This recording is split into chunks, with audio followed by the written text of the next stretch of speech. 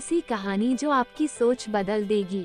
दुनिया में दो तरह के लोग होते हैं, एक वे जो छोटी सी प्रॉब्लम आ जाने पर घबरा जाते हैं और दुखी हो जाते हैं। दूसरे वह लोग होते हैं, चाहे कितनी भी बड़ी मुश्किलें उनकी जिंदगी में आ जाए, लेकिन वह हमेशा खुश रहते हैं। हर प्रॉब्लम में अपने आप को संभाल लेते हैं। एक वे जो जिनके पास सब कुछ होते हुए भी फिर भी वह हमेशा दुखी दिखते हैं। आपको हमेशा वे दुखी ही मिलेंगे। और दूसरे वे जिनके पास कुछ हो या ना हो, लेकिन वह आपको हमेशा खुश दिखते हुए मिलते हैं, मुस्कुराते हुए मिलते हैं। एक फकीर एक देश की यात्रा पर निकला। जब रास्ते में रात हो गई तो वे एक व्यक्ति घर पर रुक गया। उस व्यक्ति का नाम था आनंद। आनंद ने उस फकीर की खूब सेवा की और दूसरे दिन आनंद ने फकीर को उपहार देकर विदा किया। वो फकीर आनंद की सेवा से बहुत खुश हो गया और दुआएं देने लगा कि हे भगवान, आनंद को हमेशा खुश रखना और वह हमेशा दिन प्रतिदिन आगे बढ़ता ही रहे। इस बात पर आनंद हंसने लगा और फकीर से आनंद बोला, हे फकीर, जो है वह भी अब नहीं रहने वाला। इस बात पर फकीर आनंद की तरफ देखता ही रहा और वहां से आगे चला गया। कुछ साल बाद फिर फकीर आनंद के घर आया और देखा सारा धन और सारी संपत्ति सब कुछ चला गया है। आनंद एक गांव के ही बड़े जमींदार के यहाँ नौकरी कर रहा है। वो फकीर आनंद से मिलने के लिए वहां चला गया। आनंद ने उस अभाव में ही उस फकीर का स्वागत किया और झोपड़ी में ही फटी चटाई पर ही बैठाया। उसके पास खाने के लिए जो रूखी सूखी रोटी थी वो खाने के लिए फकीर को दे दिया। जब फकीर वहां से जाने लगा तो उसके आंख में आंसू था और फकीर कहने लगा, हे भगवान, तुमने ये क्या किया? तो आनंद फिर हंसा और कहने लगा, अरे फकीर, तू क्यों दुखी हो रहा है?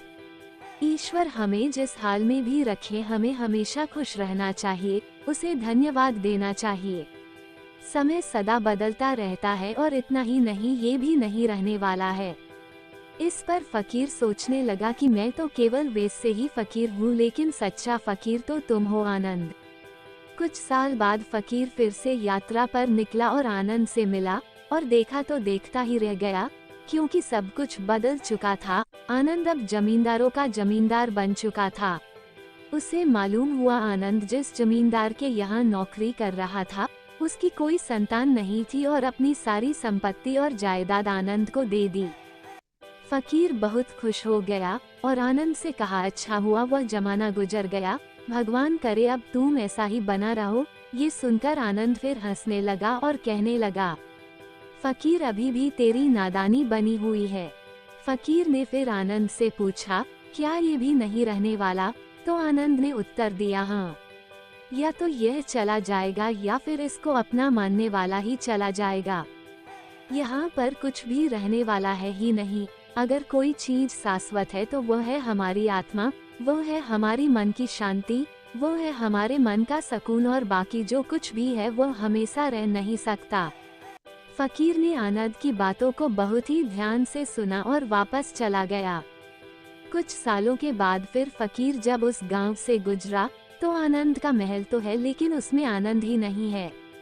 उसमें कबूतर गुटरगू कर रहे हैं। आनंद अब इस दुनिया में नहीं रहा, उसकी मृत्यु हो चुकी थी। वो फकीर मन ही मन सोचने लगा कि यह एक इंसान जिंदगी भर कितना दौड़ता रहता है और रोता रहता है, दुखी होता रहता है। जिन चीजों के लिए इंसान तड़पता रहता है, दुखी होता रहता है, वास्तव में वह चीज जो हमेशा रहने वाली है ही नहीं, वे सारी चीजें बदलने वाली है। ये कहानी यह शिक्षा देती है कि हमारे जिंदगी में जब भी कोई मुश्किल, तकलीफ या दुख आए तो हमें ये सोचना चाहिए कि जिंदगी में इससे पहले मुश्किलें या उलझने आईं, तो क्या वे हमेशा रुकी रही? जैसे सारी मुश्किलें आकर चली गई, वैसे ही यह मुश्किल भी चली जाएगी। ये भी हमेशा रहने वाली नहीं है। तो आप हमेशा याद रखिए कि जिंदगी में कितना भी बड़ा दुख क्यों ना हो, वो हमेशा रहने वाला नहीं है। ये दुख भी चले जाएंगे। एक बार अकबर ने बीरबल से कहा कि बीरबल, आज कुछ ऐसा लिखो कि जब मैं खुशी में पड़ूं तो दुख, और जब दुख में पड़ूं तो खुशी हो। तो बीरबल ने लिखा, ये वक्त भी बीत जाए।